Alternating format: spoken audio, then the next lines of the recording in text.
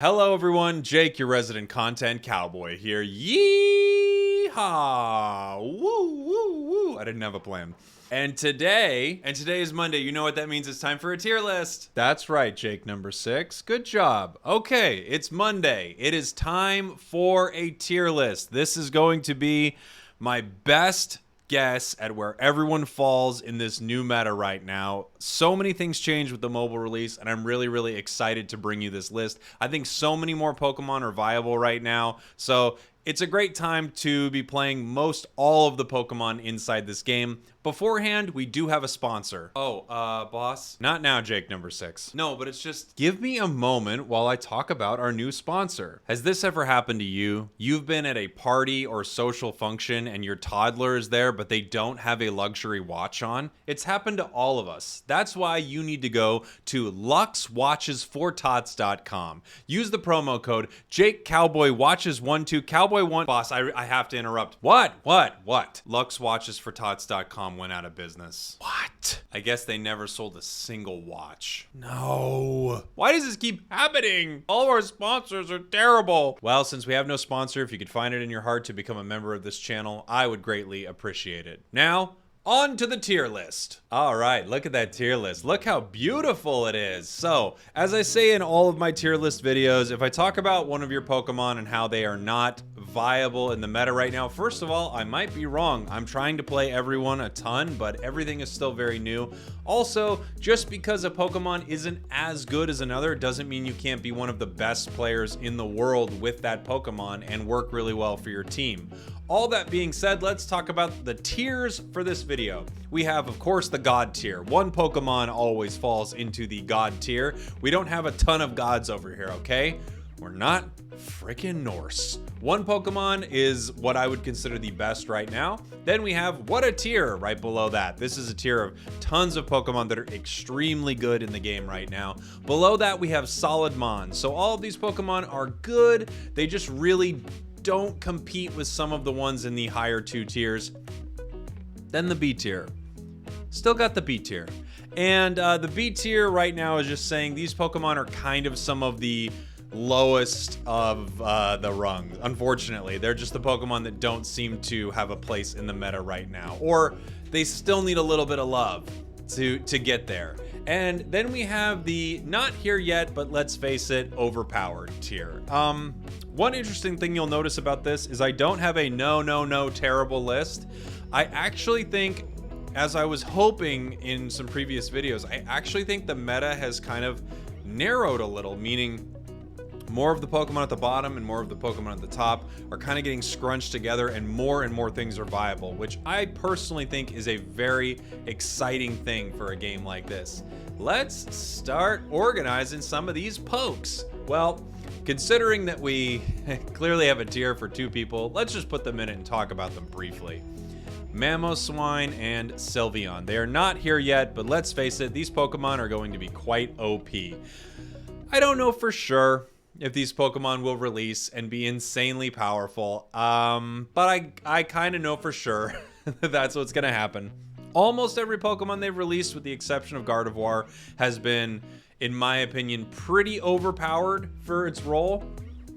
I don't think that they're completely game-breaking or anything like that, but they release Pokemon and they're very good. And if you've seen the videos of these 2 Pokemon on my channel, you can see that they look pretty freaking awesome. I think Mamoswine is going to be amazing. It comes out on Wednesday. I will be streaming it live at midnight Pacific Standard Time, so I'm going to be playing a ton of Mamoswine on stream and give my thoughts on it if you want to check that out. That's here on YouTube and on Twitch. Okay, and then Sylveon, whenever it comes out, I think is also going to be brutal. Let's start putting some Pokemon in places. You know what I want to start with? Let's start with someone who I always wanted to see do better, and now I think they're really legitimate, and that's Talonflame. Right now, I'm going to put Talonflame in the what a tier.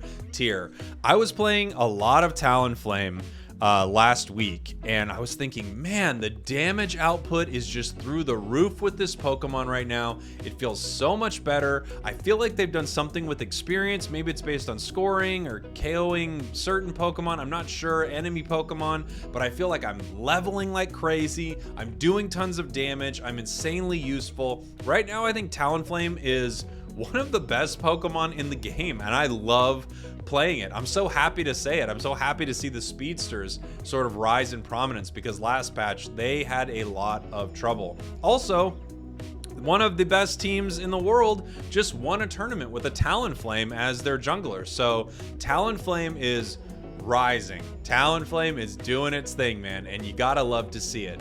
Let's talk about another, you know what, let's talk about another speedster while we're here. There's no question, let's just put all the speedsters on the board. So I will talk about them all together here a little bit. Oops, there we go, Gengar.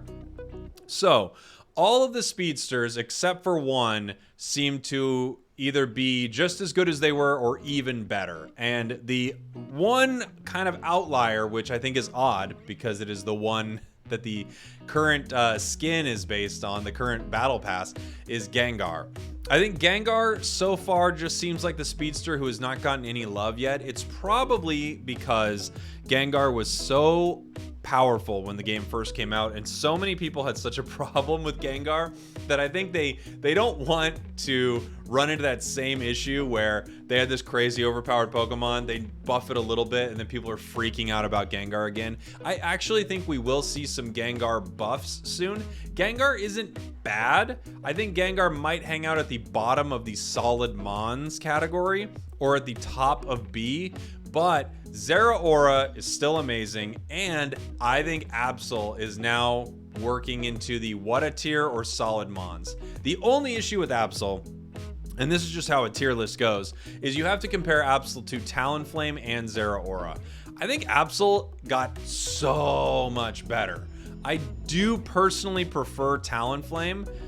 For the moment, I might leave it in the what a tier or solid Mons. And what this does do to Gengar, unfortunately, is I think outside of the fact that Gengar probably lanes better than Absol and Talonflame, I do think this might move Gengar down into the B tier, because you have to compare these Pokemon to each other when they're similar roles and similar use cases. So if all of these Pokemon are in the jungle, and that's what your team is deciding to do, I would want it to be either Talon or Zeraora, followed by Absol, finally followed by Gengar. Gengar is the special attacker of the group. The others are all based on attack.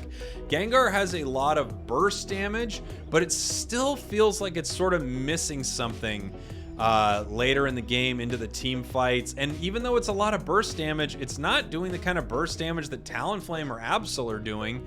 So it's tough. However, you can play at range with its Shadow Ball. I think it might be a solid Mon, but I'm feeling like maybe it hangs out in the B tier here. And the only reason Absol, I think, isn't any better in this list is simply because I think Talonflame is more mobile and the burst damage feels easier to control, and you can do it in an area a little bit better. But Absol is so good. And then Zeraora is just the king. Zera's too good. Zeraora is amazing. I don't think Zeraora's Wild Charge is really that good, but Zeraora's Discharge, which sounds gross, is a very, very good move. So those are the speedsters inside the game right now. Let's talk about some of the defenders. Why not? We'll talk about Crusty Boy, we'll talk about Slowby Boy, we'll talk about Blasty Boy, and we will talk about Snorri Boy. So all of these boys are sweet little boys. Before this recent patch, I would say that Blastoise was without question the most overpowered Pokemon in the game. Its just ability to steal objectives was unmatched. The amount of damage it was putting out was insane. It's still pretty insane. It's still pretty nuts. It's still a really amazing Pokemon. So I think Blastoise is not our god tier currently, but I do think it's still a what a tier Pokemon. And in fact, I have a really hard time ranking this because if I'm being honest, I kind of think it looks like this. I think it's still, I think every defender inside this game is amazing. I have a hard time even moving them around. They all feel slightly different. The only one that I think still needs a little tweaking is Slowbro, but he's actually great. So it's weird because unlike the attackers and all-rounders where I feel like they kind of are spaced out a little bit based on how the game plays, these Pokemon are tanky. They high HP, high defense. They don't do bad in the attack department, especially someone like Blastoise and Crustle in some situations. I mean, all of them, really. Utility-wise, they do amazing things. I have a hard time saying that any of these Pokemon aren't really what a tier. Maybe you move Slowbro down into Solid Mons. It's kind of like Absol, where the only reason I'm moving Slowbro down is because I do think that the other defenders are slightly better. Different uses, of course. Slowbro has that telekinesis, it has Surf, it has Scald if you're crazy. And the others, I feel like you've got a ton of control with one Blastoise build and a really strong amount of damage still with the other Blastoise build. So the Rapid Spin build, lots of damage, and you're still a tanky monster. The Surf, build, lots of control, and you're still a tanky monster. Snorlax, I always flip-flop these two in my brain for some reason. Snorlax is just amazing. Its Flail build, I still think is a bit of a meme, but not bad. It's just kind of, when you'd compare it to the use of Heavy Slam Block, I don't think it's as useful, but Heavy Slam Block is absolutely incredible. Absolutely. And then Crustle is Crustle. Uniquely one of the best Pokemon in the game. A scoring tank. It's, as many people have said, the true speedster of Pokemon Unite is Crustle. I think all of these Pokemon are fantastic. Basically, everyone in these two rows right now is so good. And now Mamoswine's coming out soon, and I do think Mamoswine is going to be freaking crazy good. I think it's going to be crazy good. What category next? Let's talk about the... and this is recorded after the bug fix for Crustle and Lucario, just so you know. Let's talk about the all-rounders. Machamp, Lucario, Charizard, and Garchomp. So, if you know anything you know about Lucario, you kind of get what's going on there. Lucario is one of the best Pokemon in the game, hands down. They nerfed it by almost nothing at all, while at the same time putting in a game-breaking bug that destroyed everyone. But any build for Lucario is good. I think Close Combat is now amazing. Power Up Punch is still good. Extreme Speed is still good. Bone Rush is still good. Everything about Lucario is incredible. Without question, one of the best Pokemon in the game. You could probably move him to the top of this tier. It's just... yeah, he's so good. There's nothing bad about Lucario. It's one of my favorite Pokemon to play as well.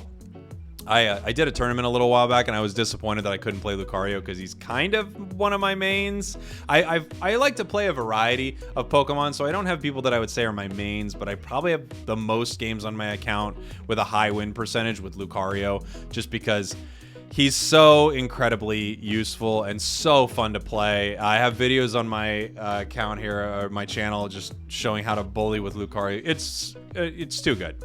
He's too good. So, let's talk about the rest. Garchomp recently got a buff. Charizard recently got a buff. And Machamp was left untouched. So, out of the three, strangely enough, I still think, sadly, Garchomp needs some help. I think Garchomp still falls down into the B tier here. It's better. It keeps getting better. And I have a theory that what they're doing is they're trying to not overtune some of these Pokemon when they buff them bit by bit, because Garchomp has gotten 2 buffs in a row now. I think if we see another patch, we might see another Garchomp buff. The real issue with Garchomp is that Garchomp has no big execute abilities, so you kind of got its Dragon Claw, but the thing with Garchomp is you are dealing consistent damage with your auto attacks to people around you. But the game is really tanky at times and really bursty at times. It's this weird kind of thing where you've got, comps that have multiple supporters and defenders on them that are just so hard to take down. But if you are going to take them down, it's through these massive amounts of burst damage that you get from people like Lucario, Talonflame.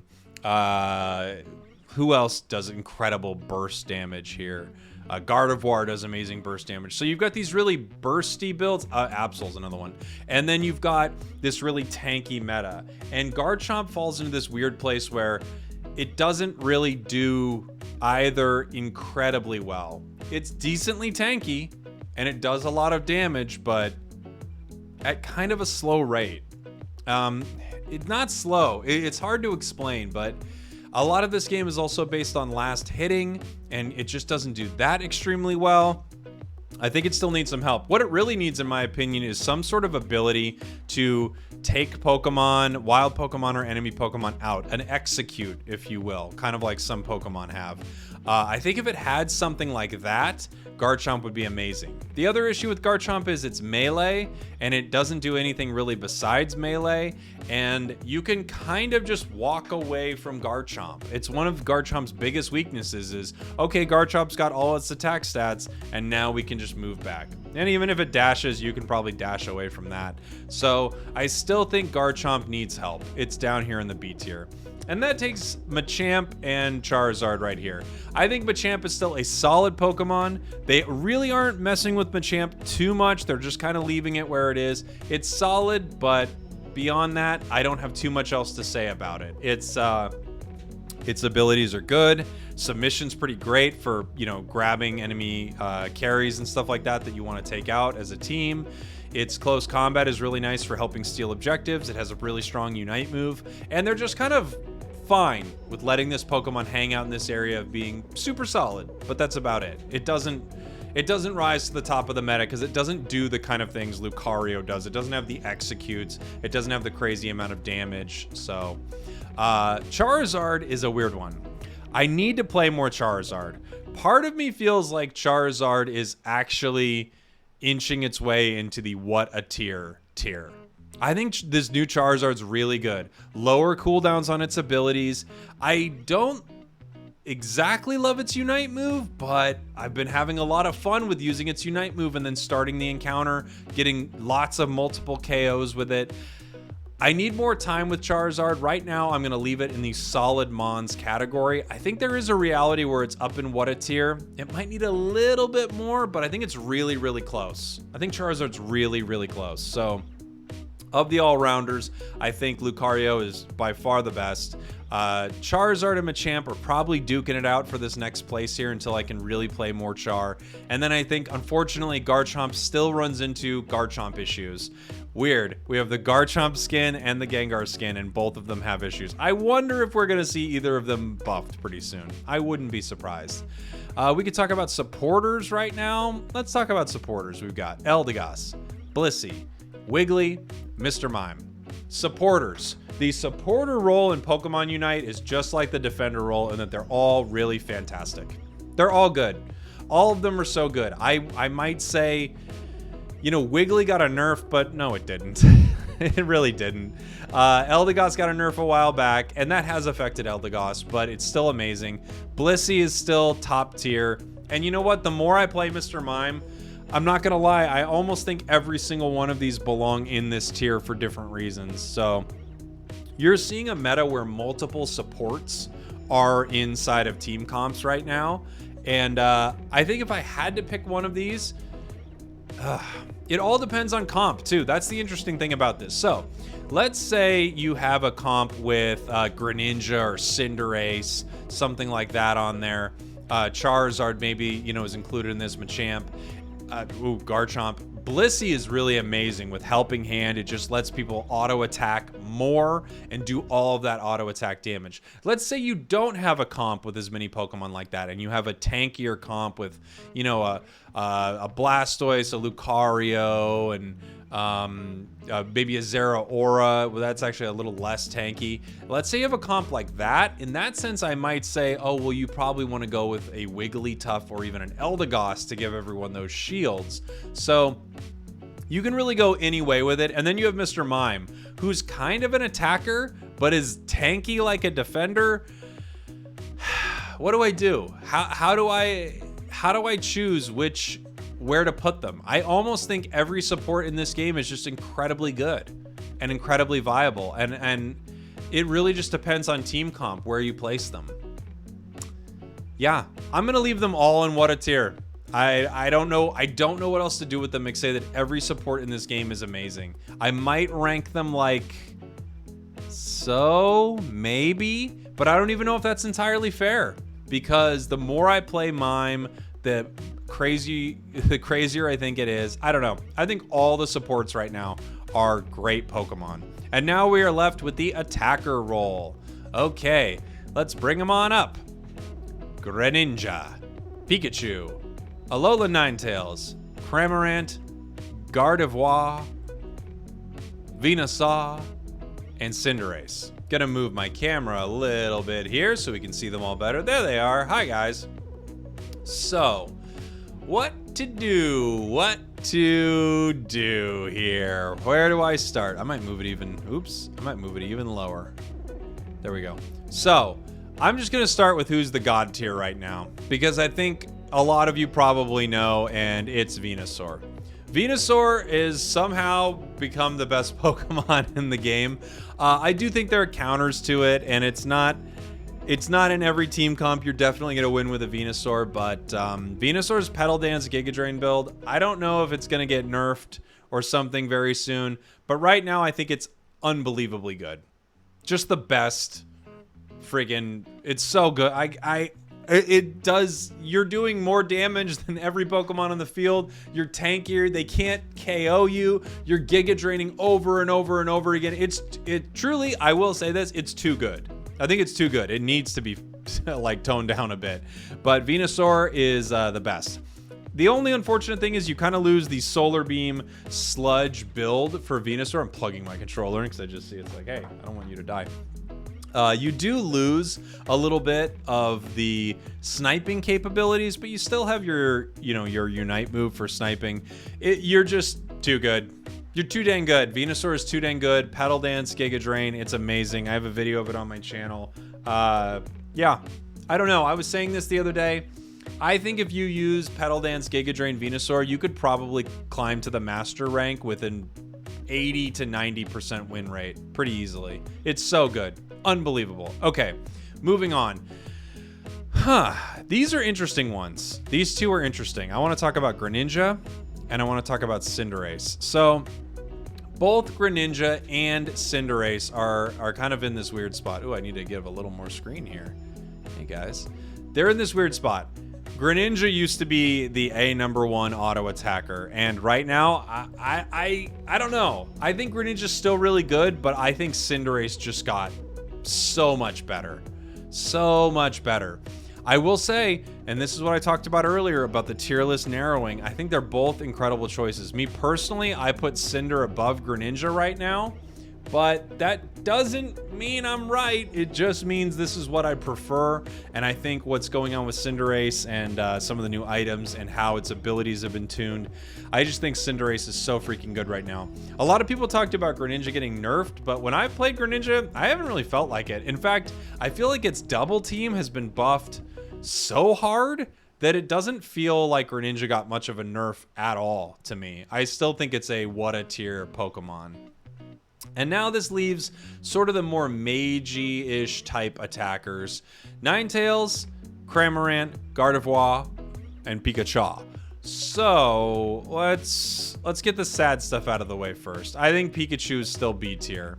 I think it's good, but it still needs a little something because it's so weak late game. And here's what I'm talking about. I think throughout most of the game, Pikachu is really, really good. And then you get to that final battle and you're super frail and you just don't do enough damage. You have to wait for your ability to come back. You kind of can't do much in the meantime. People dive on you.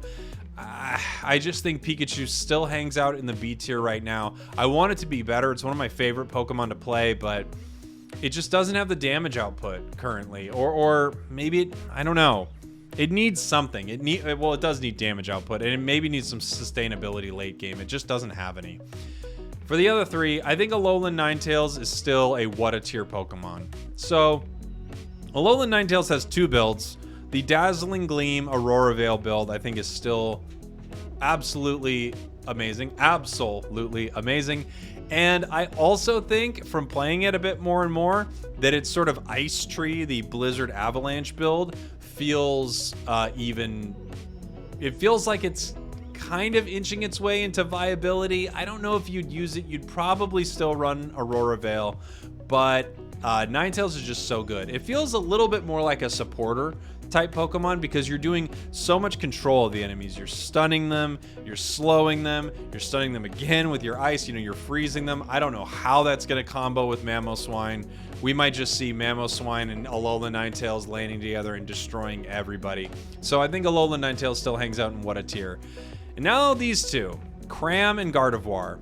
If I'm being honest, I think Cram is still here. I think it might be at the bottom of the what a tier, but I think it's still incredibly useful. The dive comp is not something that I think is particularly good. I've tried it out a bit. I remember trying it when the game started. Lots of people like the dive comp, but the big problem with Cram is you're just way too squishy. Even with Air Slash giving you your HP back, I just don't think it's the correct build for Cram, in my opinion. I still think it's Hurricane Surf. And I think with that, you do a ton of damage, but you also have an incredible amount of control for the battlefield. You kind of remind me of Alolan Ninetales a bit. And I think Cram might be at the bottom of the what a tier, but like I said before, I think everything in this what a tier category is an extremely solid choice. And in fact, these solid Mons, given their name, are also extremely solid. Another solid Mon, I'm going to have to say Gardevoir still feels like it hangs out in the category below. The big reason, in my opinion, I don't know if it would be here. It's kind of irrelevant. This isn't an exact ranked order, but it's kind of close. So the exact reason it hangs out in solid Mons is the same reason as before, and it takes so long to get good. So if the enemy team can shut down that Gardevoir, it's terrible throughout almost the entire game. If the enemy team can't shut it down and it gets plenty of experience, it's a beast. But even still, when it's a beast, there are other Pokemon that don't even necessarily fill the same mage attacker role that you might rather have. And that's a bit of a problem. What I mean by that is, let's say your team comp has Gardevoir, but the enemy team comp has the exact same team comp, and instead of Gardevoir, they've put in Zeraora. I'd probably rather have Zeraora on the team than Gardevoir. That's just my personal preference. I think Gardevoir is really good, but it's squishy. You have to wait for its cooldowns to come back. If it misses with its abilities, it kind of reminds me of Gengar, where you go, okay, now what? You're a lot less useful. So I think it's still very, very solid, but the issue is there are other people you'd rather have in its place, possibly. I could see someone saying they like it more than Cramorant, possibly, but I still think with the amount of control Cramorant gives you, it edges out Gardevoir. There you go. That's kind of what I think is going on in the state of the game right now, and then I think Mamoswine is going to get released in a day. It's going to be up there. So, great. We did it. And now it's time for us to have a little fun. The most important thing is fun. Bo bo bo bo. Da da da da da da da da. Boo boo boo boo boo boo boo boo boo boo. It's important to have fun. Yeah. So I know it's not out yet, but you saw the video. Mamoswine is without question a god tier Pokemon, and it combos with Alolan Ninetales, meaning Alolan Ninetales is the next best Pokemon in the game, followed of course by Absol. Absol has become an incredible speedster. You see a lot of great Pokemon up here in what a tier. The interesting things are what is happening with the rest of the meta, which every defender right now is bad. You don't need the game is so bursty that even defenders are getting taken down right away. The best one is Slowbro because it can hold people in place, but the rest of them have fallen off completely. Blastoise probably more than anyone because of its damage reduction. All of the bursty type Pokemon getting better, all of the sustained damage Pokemon getting worse. So Gengar getting better because of its burstiness. We all know that Venusaur is really good, but I think you'll start to see that Petal Dance Giga Drain build is just kind of it's just cheesy. It's actually not very good. It's not difficult to deal with at all. you could take it out with just a bit of a burst damage from, you know, Mr. Mime.